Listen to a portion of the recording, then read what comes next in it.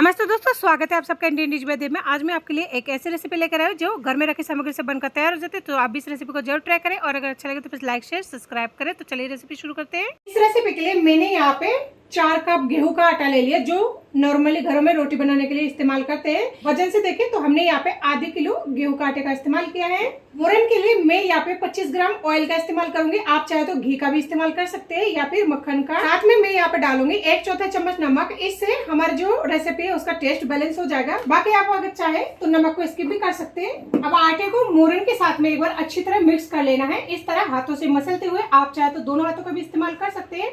मोरन डालने से आटे में हमारी जो रेसिपी है वो खस्ते बनेंगे। पर तो देखिए हमारा जो मोरन है ये बिल्कुल आधे किलो में 25 ग्राम ऑयल जो है बिल्कुल परफेक्ट नाप है।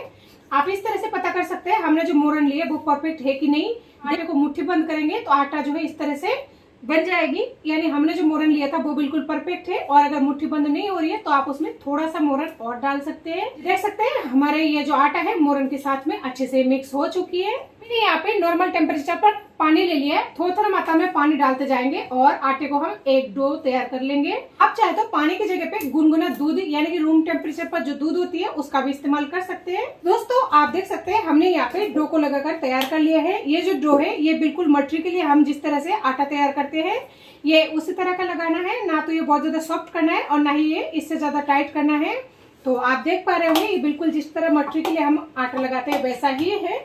तो अब हम इसमें से थोड़ी थोड़ी मात्रा में इस तरह से ले लेंगे लोई।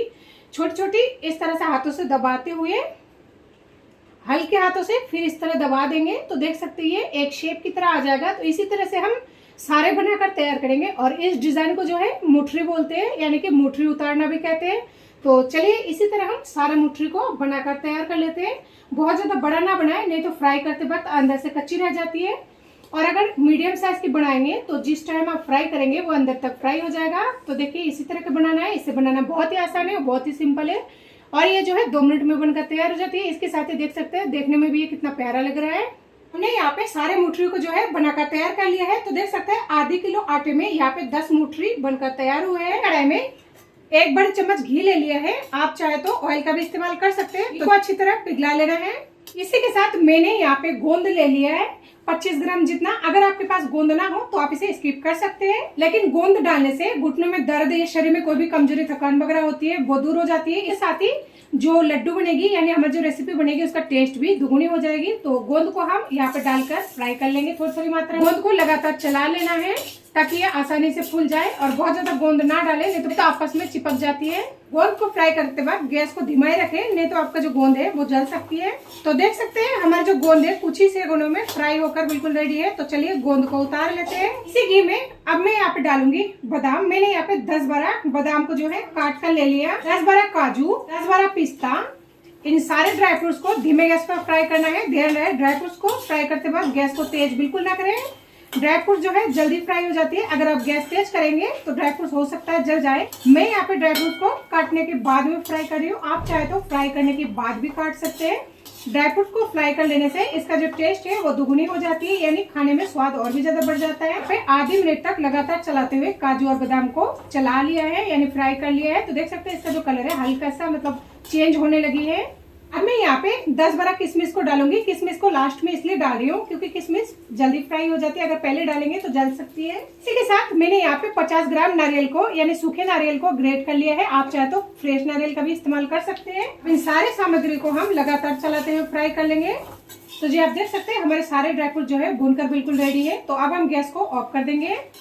और गैस को ऑफ करने के बाद में ये जो ड्राई फ्रूट्स है हाथों हाथ किसी प्लेट में निकाल लेनी है या फिर किसी भी बर्तन में, क्योंकि हमारी जो कढ़ाई है ये काफी ज्यादा मोटी है और अगर हम इसमें छोड़ देंगे तो हमारे ड्राई फ्रूट्स जो है वो जल सकती है। मैंने यहाँ पे तेल को गर्म होने के लिए रख दिया था। आप देख सकते हैं तेल में से बबल्स आ गए, यानी हमारा जो तेल है अच्छे से गर्म हो चुके हैं। तो तेल को इतना ही गर्म करना है, बहुत ज्यादा गर्म नहीं करना। तो अब हम इसमें सारे मुठरियों को डाल देंगे। 1.5 से 2 मिनट बाद में हम एक बार मुठरी को इस तरह पलट देंगे हल्के हाथों से। देख सकते हैं 1.5 से 2 मिनट बाद में ये एक साइड से जो है हल्का सा गोल्डन ब्राउन आपको दिख रहा होगा। गैस को हम इस टाइम मीडियम टू लो के बीच में रखेंगे। अगर गैस को तेज करेंगे तो हमारी ये जो मुठरी है ऊपर से ब्राउन कलर का हो जाएगा, यानी दिखने में ऐसा लगेगा हमारी मुठरी जो है अच्छे से फ्राई हो चुकी है, लेकिन अंदर से कच्चा रह जाएगा। तो इसलिए हमें गैस को मीडियम टू लो के बीच में रखना है। हमने मूठरी को अलट पलट कर 10 मिनट तक फ्राई कर लिया है, यानी 8 से 10 मिनट में मूठरी जो है अच्छी तरह खस्ता फ्राई होकर तैयार हो जाती है। आप देख सकते हैं इसका कलर जो है कितना प्यारा कलर आया है, यानी हमारी मूठरी दिखने में भी लग रहा है कि बहुत ज्यादा क्रिस्पी हो चुकी है। तो चलिए अब हम इन मूठरी को उतार लेते हैं।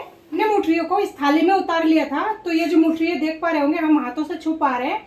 तो इस मूठरी को हम इस तरह तोड़ लेंगे, इससे हमारी मूठरी जो है छोटे छोटे हो जाएंगे, मिक्सर जार में पीसने में भी आसानी होगी। इसके साथ में ये अंदर जो गर्म होती है, आपको दिख रहा होगा हल्का हल्का सा भाप निकल रही है, तो वो भी ठंड हो जाएगी।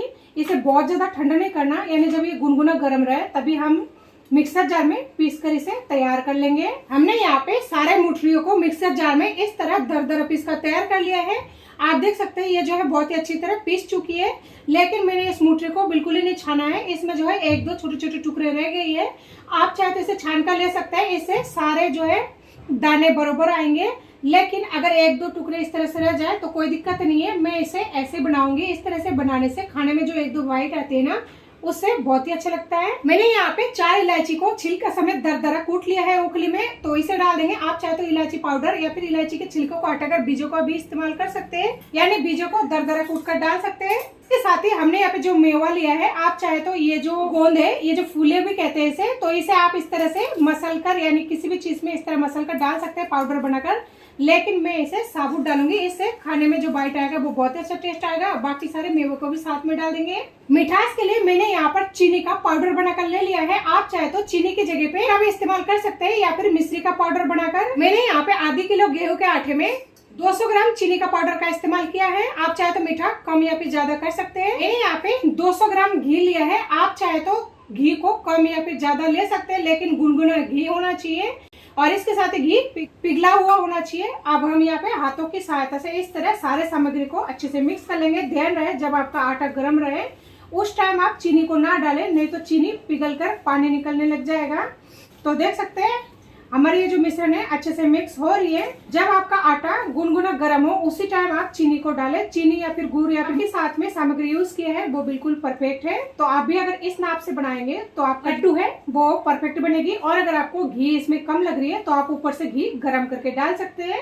लेकिन मैंने आपको पहले भी कहा है आपका जो घी है वो बिल्कुल गुनगुना होना चाहिए। तो हमने यहाँ पे सारे सामग्री को अच्छे से मिक्स कर लिया है। देख सकते हैं आप चाहे तो इसे ऐसे ही खा सकते हैं।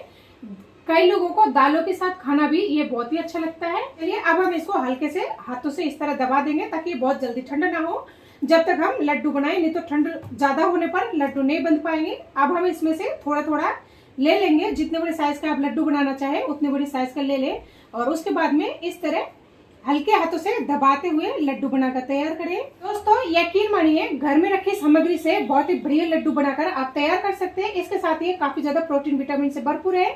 बच्चे से लेकर बड़ों तक सभी को ये काफी ज्यादा पसंद आने वाली है। और इस लड्डू को आप 2 से 3 महीने तक स्टोर करके रख सकते हैं, लेकिन वो डब्बा धुला हुआ या फिर सूखा जार होना चाहिए, गीला बिल्कुल नहीं होना चाहिए, यानी कि नमीरोधक होनी चाहिए। तो चलिए जी इसी तरह सारे लड्डू को जो है बनाकर तैयार कर लेते हैं। तैयार है हमारी हेल्दी और सुपर टेस्टी लड्डू बनकर। तरह घर में रखी सामग्री से हेल्दी और टेस्टी लड्डू बनाकर तैयार कर सकते हैं। इस लड्डू को अगर आप रोजाना एक खा लेंगे तो आपके शरीर के कमजोरी, थकान, इसके साथ ही घुटनों का दर्द से संबंधित कोई भी अगर बीमारी हो तो वो भी सही हो सकती है। आप भी इस रेसिपी को एक बार जरूर ट्राई करें और अगर अच्छा लगे तो प्लीज कमेंट करके बताना बिल्कुल ना भूलें आपको हमारी ये रेसिपी कैसी लगी।